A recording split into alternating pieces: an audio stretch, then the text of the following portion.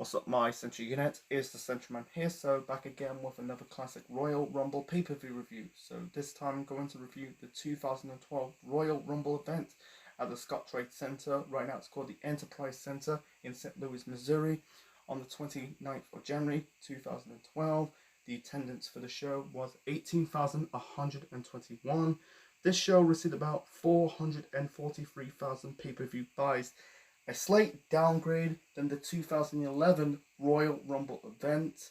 That show received about 446,000 pay-per-view buys. The main event of that show was the 40-man Royal Rumble match that's won by Alberto Del Rio. The commentators for this show are Michael Cole, Jerry the King Lawler, and Booker T. This is the first Rumble pay-per-view since the first brand split was disbanded in August of 2011. Anyway, so the first match to kick off the show, and by the way, this is the 25th annual of the Royal Rumble. Anyway, so the first match to kick off the show, we got a triple threat steel cage match for the World Heavyweight Championship.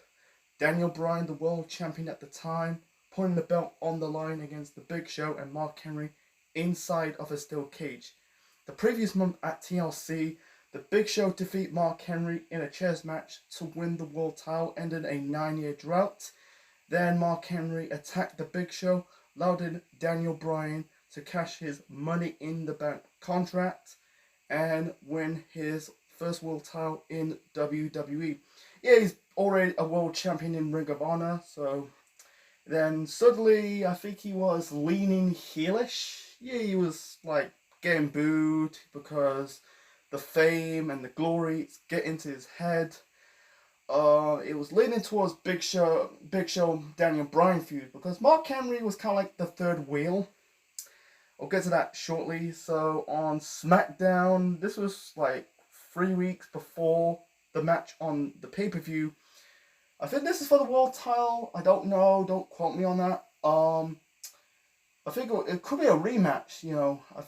I don't know. It's been a long time. It's been a decade, since this feud. Anyway, so on SmackDown they had I think it was a no DQ match. Yeah, I think it's for the world title. I don't remember. So Big Show accidentally knocked over AJ. She's not AJ Lee yet. That'll be later on in the summer, but she's just AJ.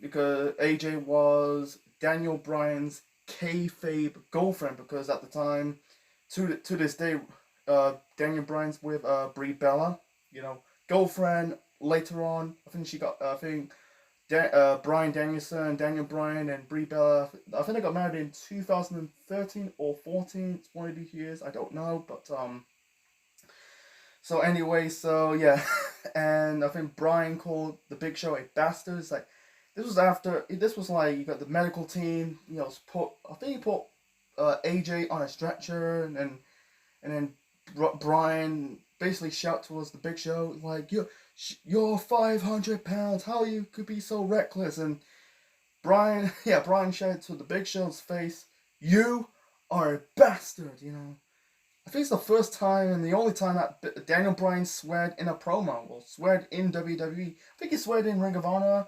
I don't know. I don't think he's a swearing man, I don't know. Anyway, so, yeah, he kind of like, I think like, Bryan labeled Big Show like, you're reckless, you're a monster. This was on the Go Home show. I think like on the Go Home show on SmackDown, Bryan smacked Big Show. And I think Big Show called him like an ignorant ass. This was like on the Go Home show to SmackDown. And by the way, I said like Mark Henry was the third wheel in this rivalry because Bryan and Mark Henry had a match on SmackDown. This was like 2 weeks before the Rumble. This was a lumberjack match for the world title because Mark Henry revoked his rematch clause for the world title. That was I think it was a no count out. Anyway, so they set up a triple threat steel cage match on this show. Anyway, so the match was, I think it was a good steel cage match. It's not like an all-time classic, they've been better one over the years. it's the PG era. You know, you're not gonna see blood in steel cage matches anymore in WWE, not in other places, wrestling companies. Anyway, so Brian was. I don't think this was the first pay per view. He's not doing the yes chant yet. He did he shouted yes, but he's not doing yes, yes, yes, yes. That'll be in March time, April time when he's doing the yes chants. That made him super over. It was shouting like, "I'm the world champion." Anyway, Brian was acting cowardly. Like some parts of the match, he's trying to climb out the cage, trying to escape the cage, but Big Show and Mark Henry stopped him. There's one shades of this was like last year I reviewed the Raw when Punk cut the pipe bomb promo. Mark Henry kind of really ripped the steel cage door and ran the Big Show through the cage wall. It's a good shades of that. Instead of like Big Show did the same thing, but instead he kind of ran the Mark Henry into the cage wall. Unfortunately, it didn't break. That'd be cool, but anyway, so this is more between Bryan and Big Show instead of, like I said, a triple threat match. Mark Henry had some lick into this match. I'm trying to keep it short and simple, folks. Anyway, so Mark Henry was going for the world's strongest slam, but Big Show knocked him out. He thought Big Show trying to pin to win the world title, but Daniel Bryan broke up the pinfall. Bryan hit like a tornado DDT onto the Big Show. That was cool. The ending was so creative. So, like I said, Bryan in some multiple times was. I think one more of the match he's going for like a. He was going for like a trying to lock Big Show with the label lock. You'll be the move. The submission hold will be changed as the yes lock and the no lock. Back to the label lock, then the yes lock. I think right now in AEW it's now called the label lock. I don't think he used that hold. It's been a long time since the last Bryan Danielson match I watched in AEW in his career was against Kenny Omega at Grand Slam in last September. Don't think he had a figure. No, did he have a match at Full Gear? It's been 2 months since I reviewed that show. Anyway, so in the end, Bryan was trying to escape the cage. Big Show trying to grab him. I think he grabbed him by the throat, trying to basically pull him back into the cage. But Bryan, basically dangling and managed to fall. He's okay. He wasn't a high enough cage to win this match and retain the world title. That was a cool spot. Like that. He won. He was dangling on Big Show's arm and he managed to escape. It makes sense. Bryan retains the world title because he just won the world title at TLC. He went on to hold that belt until against Sheamus at WrestleMania. Another story for another time. But it was a decent steel cage match. But it'd be much better. It's very pointless to have Mark Henry added to this match because he was kind of like the third wheel. It was better off to have Big Show and Daniel Bryan contest for this match for the world title. That's just me. So Mark Henry will never have one sniff at the big gold belt. That's the world title ever again because the following year, but in the end of 2013, they kind of unified both the WWE world title together. And then Mark Henry's final world title match not just in WWE but in his career as a pro wrestler was against John Cena at Money in the Bank in 2013. He never got one single sniff of the world title ever again after that. So, and he didn't do much because he was later on in the spring of 2012 he took some time off. He came back in 2013. Feuding with Ryback. Another story, another time. That's my not trademark, but I keep saying it. Another story, another time. Anyway, let's move on to the next match. So, the next match, trying to keep it short and simple, folks. We got a 8 Divas tag team match. So we got Beth Phoenix. That at the time she was the Divas champion, teaming up with Natalya, the Divas of Doom or the Sisters of Doom. Also teaming up with the Bellas, taking on Eve Torres, Kelly Kelly, Alicia Fox, and Tamina. this was kind of like a throwaway match. No build to this. You like added to the last minute, I guess. Trying to keep, like I said, short and simple, folks. In the end, Beth won the match for her team, hitting Kelly with the Grand Slam for the win. It's funny that it's funny like Beth, Natty, the Bellas, they're wearing blue, and then Kelly, Eve, Alicia, Tamina, they're wearing orange. I don't get it why they did that. But anyway, Tamina went on to face Beth for the Divas title at the following month's pay-per-view. That is the Elimination Chamber. That's another story for another time. I need a drink, folks. My throat is a bit dry. Yeah, it was just a throwaway match. It was just what it is, a piss break match. So anyway, so moving on to John Cena versus Kane. Holy shit. So here's the backstory. So Kane made his return at the Slammy Awards at the end of 2011. I'm guessing that was the go-home show to TLC, because Mark Henry attacked and injured Kane after his match with Randy Orton. This was the SmackDown after Money in the Bank. So he came back. He managed to put on the mask on for the first time since 2003, and attacking John Cena, and he turned heel. Every time they does that, it really pissed me off. Every time they have to turn that person heel for John Cena, I fucking hate that, man. Anyway, so this is all about is Cena bracing the hate, because Cena has way back in late 2011 and in early parts of 2012, before he wears green, throughout the the spring and the summer of 2012. He wears a black t-shirt that says "Rise Above the Hate." You think that Cena's gonna turn heel, and the here comes the kick up. The conclusion I'm trying to say. Sorry, I'm stumbling. Of course, Cena's not turning heel. Cena is not turning heel. That's a load of bullshit. So, and also they thrust Zack Ryder into this rivalry. So, I think it was on the 16th of January's episode of Monday Night Raw, Zack Ryder lost the United States title to Jack Swagger, and then John Laurinaitis, the temporary Raw GM at the time, put Zack Ryder in a match with Kane. I think it was a Falls Count Anywhere match. Kane chokeslammed Ryder through his entrance stage and broke his back in the process. It's kayfabe, folks. It's kayfabe. It's not real. He didn't literally broke his back. He wrestled in February, March, April time. That's a load of shit.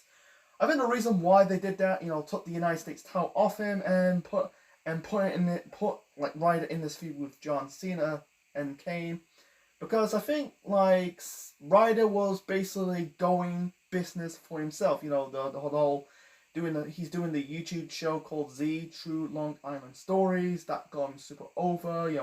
Notice of being fired. That's like WWE found it no. He's basically trying to grab that imaginary brass ring, and also John Cena buried him backstage. That's a crock of shit. That is a crock of shit. It's just he's got himself over with the YouTube channel, and then at the end of 2011 won the United States title, and then the other parts of 2012 he dropped the United States title to Swagger, put him in a match with Kane, and he's suffering a kayfabe injury. He's not in the Rumble match. Bullshit. Bull fucking shit. Anyway, and at the time, Zack Ryder and Eve were a kayfabe couple. That's another story for another time, and that never lasts long. Anyway, so the match between Cena and Kane, this was Kane's first match back, because he was mostly attacking Cena and then attacking Zack Ryder, but not his first match since Randy Orton at the SmackDown in July, and his first pay-per-view match since competing in the SmackDown Money in the Bank ladder match of that month of 2011. It's July I'm talking about. Anyway, this match is shit. I didn't ever like that match. The fans were booing fucking Cena. And by the way, the crowd. I forgot to talk about the crowd. In the opener, they were booing for Daniel Bryan, cheering for the Big Show, slightly booing for Mark Henry. But yeah, in this match between Cena and Kane, they were booing John Cena out of the building. You know, they were chanting "Let's go Cena, Cena sucks." Cena, like, he was doing, like, I think he did teasing, like, in one attempt he was trying to hit Kane with the 5-knuckle shuffle. Kane grabbed Cena behind his throat, grabbed him by the throat. Sorry, I'm stumbling. And then minutes later, Cena was on the top rope, did a super 5-knuckle shuffle on Kane off the top rope. The match ended in a double countout. You know, I don't get it why. And then the fighting backstage, and then Kane managed to grab Zack Ryder because he's on a wheelchair, and then wheel him back into the ring. Eve at the time was Zack Ryder's kayfabe girlfriend, trying to plead Kane not to do it. Kane hit Ryder with the Tombstone Piledriver. Then Cena came to the rescue. I think and also they're trying to hype up Kane's new submission hold. It's basically like this type of choke. He's trying to choke Cena with that hold. I think the next person did that was Bray Wyatt. The Fiend did it, before he got released. In my knowledge, it never got that over. They kind of used that submission hold for Kane in future WWE games, but not in real life until he retired last year. So this is just setting up the ambulance match at the Elimination Chamber pay-per-view the following month. So what's the fucking point? I understand they're trying to build Cena up for The Rock at WrestleMania. I get it. So let's move on. Jesus Christ, the fucking card is shit, and it got more shitter with another match. This was another throwaway match.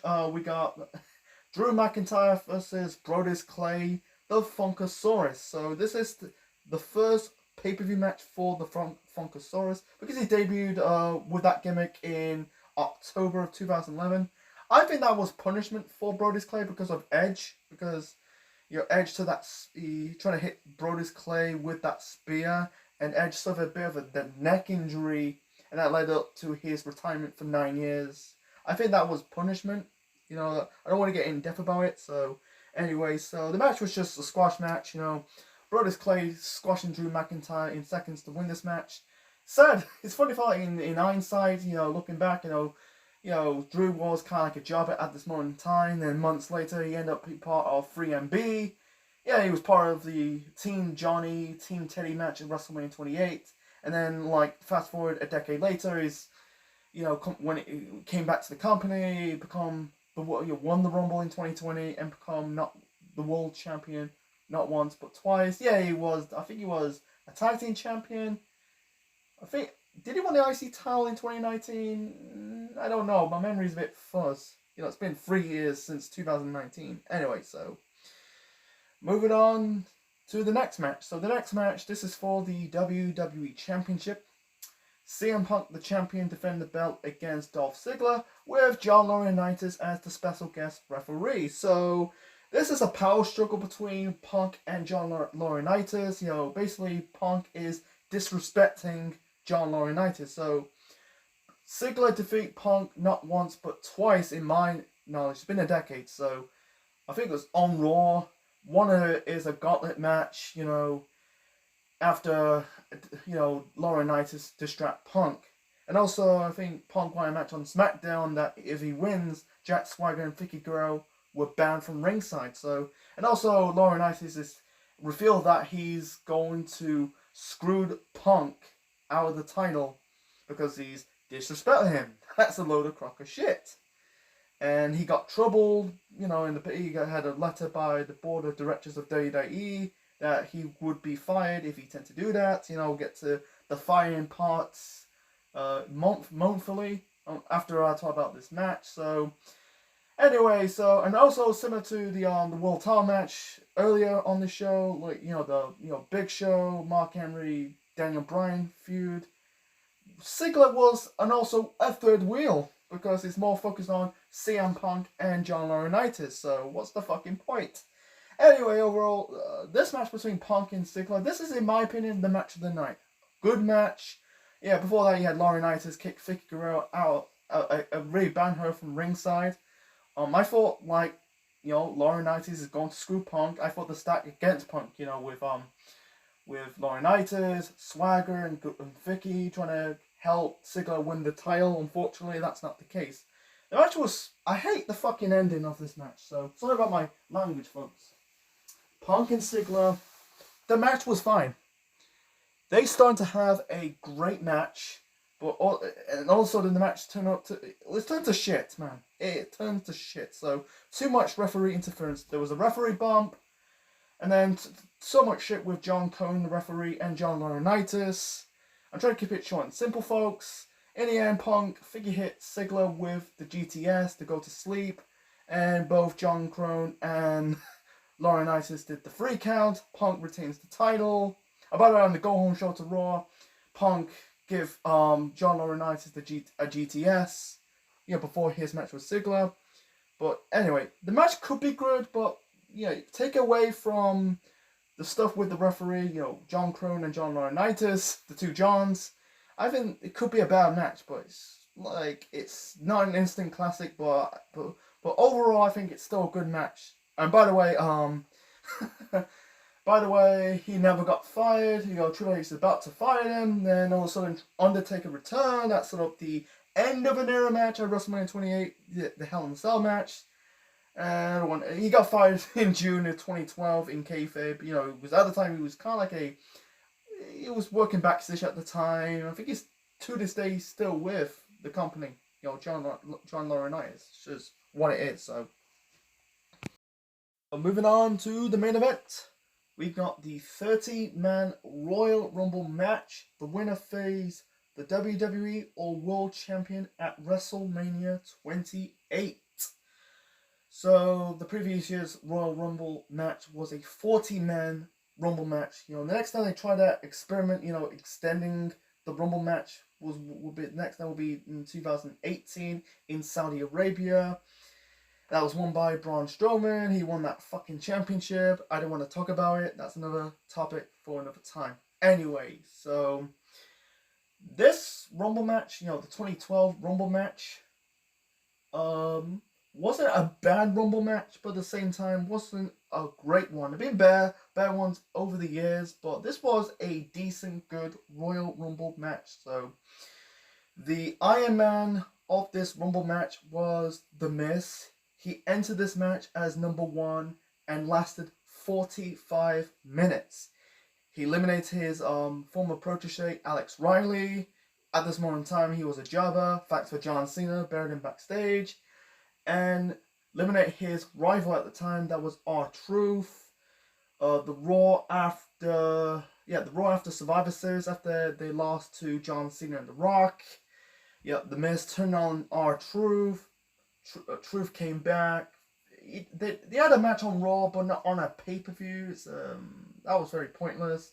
Anyway, the guy who eliminated the most in this Rumble match was Cody Rhodes. I think he entered the match in number 4, lasted 41 minutes. Eliminated 6 opponents in this Rumble match. The death of this Rumble match, it's full of jobbers, by the way. Full of fucking jobbers, like future WWE Champion Jinder Mahal, Hunico, Primo and Apico, Justin Gabriel, Ezekiel Jackson. They're saving the star power in the end of this match, into the final few entrance of the Rumble match. Want to get to the final, 26 to 30. Anyway, you got some bright spots, comedy spots. You got some plenty of wasted Royal Rumble spots or entries. I'm gonna say it. With Ricardo Rodriguez. Dressing up like Alberto Del Rio, that was fucking stupid. Ricardo Rodriguez is shit. He'll be later on El Lacal in NXT, and then he got released. I think he enters number 8. And then you got the commentators entering this Rumble match. Jesus Christ. Booker T, Michael Cole, and Jerry Lawler. And Jesus Christ, man. Why they did this beats me. Great Khali made his return. Whoop-de-doo. Mick Foley, Carmen made her return. Sadly, but this is Karma's first appearance since the spring of 2011 because she was taking time off, preparing for the birth of her child. Unfortunately, that's never going to happen because I think she got like a miscarriage. It's very sad, and she was I'm guessing the third woman to enter the men's Royal Rumble match. The last two were China and Beth Phoenix. She limited one opponent in this Rumble match. That was Hunico. She got eliminated by Dolph Ziggler. And the next women entering the Royal Rumble match will be way back in, I'm guessing in I think 2018, 2019. That was Nia Jax, by the way. I think it was 2018 or 2019. Yeah, she took an RKO by Randy Orton. By the way, this show was in St. Louis. Orton entered number 28, eliminated Wade Barrett, got his revenge. I called him Barry, Wade Barry. I meant Wade Barrett, because Barrett's pushing down the stairs in the, I think it was a false count ending match in late 2011 on SmackDown. So eliminated Wade Barrett, and that was the end of their rivalry. I think he got eliminated by Jericho. And by the way, Jericho entered the Rumble match at, I think it was 29. Because he came back a few weeks ago. There was like gruesome imagery. I thought The Undertaker might return, but he returned after the Royal Rumble, set up his match with Triple H, but Jericho made his return. First time since 2010. He took a year off, I think he did Dancing of the Stars in America. It's our version of Strictly Come Dancing. And the booking of Jericho in the first few weeks of 2012 was Jericho was not saying a word. What the hell? I like the lighting up entrance, that was cool. We'll get to more Jericho monthly of this match, like in the end. Anyway, so, this was Karma's last match in WWE. She never, I think there was rumors that, she's going to face the rumors they're going to have the Karma Bellas match down the road. Unfortunately, that's not going to happen. Karma, Awesome Kong, got released from WWE, and then she spent most of her career in TNA, the Indies. She had a cup of coffee in AEW, and then her last appearance, last company she worked was the NWA before she retired last summer. And speaking of lasses, this was the last match for Mick Foley. He entered in number 7. There was a comedy spot when him and Santina Marella did the whole Cobra Socko face-off, and I think Foley was eliminated by, I think it was Miz or Cody Rhodes. I do not know. Yeah, it was his last match. He had plenty of retirements. This was his final retirement as a pro wrestler, because I'm gonna say it again if I review SummerSlam 2012. Originally, he was supposed to face Dean Ambrose at SummerSlam because Ambrose confronted him at WrestleMania 28 weekend. He was supposed to face Ambrose in a match at SummerSlam. Unfortunately, he wasn't fully medical cleared by a doctor, so he retired. It's a damn shame, but he got one more last hurrah, and it's not the last of him. He appeared in WWE television throughout the next couple of years, and as a personality, and then a GM. It's really funny. In the following year, he also got inducted in the Hall of Fame, and it's the last as a pro wrestler, but not the last as a person on WWE television. So it's the return of, and he also had the return of Road Dogg Jesse James. He returned the previous year in 2011 to induct his dad in the Hall of Fame. He returned at the end of the year at the Slammy Awards. So this is also his first WWE match over a decade since he got fired in 2001. He was teaming up with K Quick, aka R-Truth. Before, he fired a wellness policy before spending most of the time in the Indies and TNA. Anyway, so that's the returns. The comedy, and also Kofi Kingston. One good spot, he did. Miz thought he eliminated Kofi. Kofi was walking on his hands and walking towards the ring step and get back to the ring. That was I call it the nearly elimination spots. John Morrison did it in 2011, I think. Yeah, Morrison started first, and then Kofi did it in the next 2 or 3 years, and then the latest person I know did that spot. The nearly elimination spot was Naomi in in the recent Rumble matches over the years. I'm guessing around 2018, 19, 20. I don't know. Anyway, I'm moving on. So yeah, the final four of this Rumble match, you know, were Big Show, Chris Jericho, Randy Orton, and Sheamus. He entered at number 22. Big Show eliminated Jack Swagger, knocked him out. He eliminated both Cody and Miz. That's up Cody Rhodes and Big Show feud at WrestleMania 28. You know, another story, another time.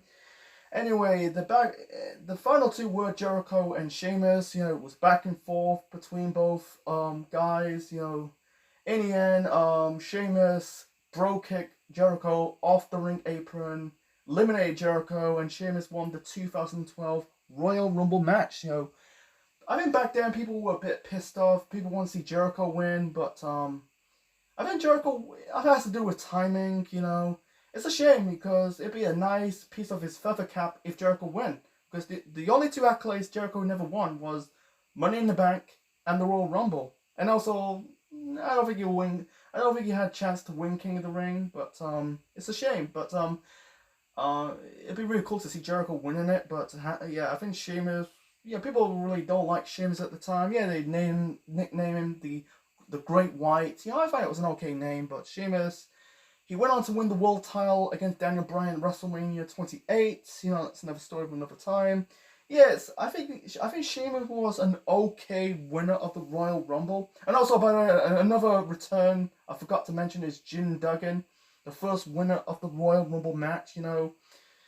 But because it's the 25th anniversary of the Royal Rumble, I get it, you know. Not 25th, because 25th Royal Rumble, but the 24th year of the event. I'm trying to say it's just what it is. Let's move on. So, anyway, so yeah, Sheamus was an okay winner of it. I don't know who's the worst winner of the Rumble match. You know, I go with Roman Reigns and Vince McMahon. I have to go with Vince, you know.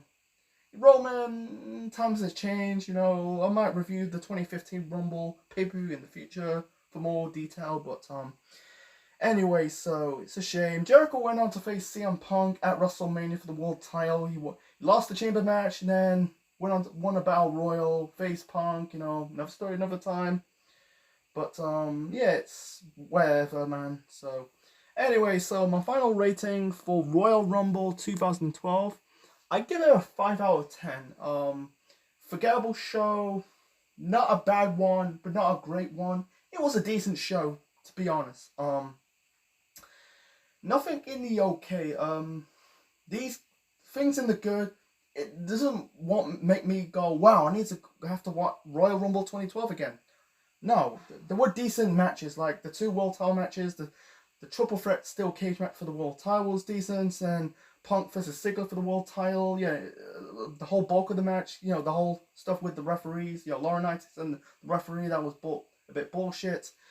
The Rumble match was decent for what it is. wasn't terrible, but at the same time wasn't fantastic. You know, there have been better Rumble matches in the past, but it was a decent Rumble match overall. But the bad is the bad. The fucking the undercard was shit. It was appalling, a pulverizing card.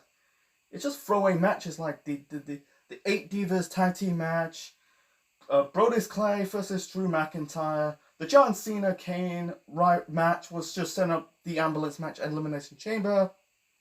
And the fucking comedy, the waste of Royal Rumble entrance slot Star Wars, Jesus, you know, with Booker T, Jerry the King Lawler, Michael Cole, Great Khali, Ricardo Rodriguez. Give me a fucking break.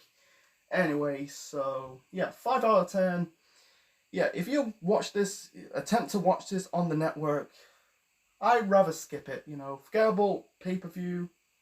It was an okay show, but still forgettable. So anyway, so hope you enjoyed my review of 2012 Royal Rumble.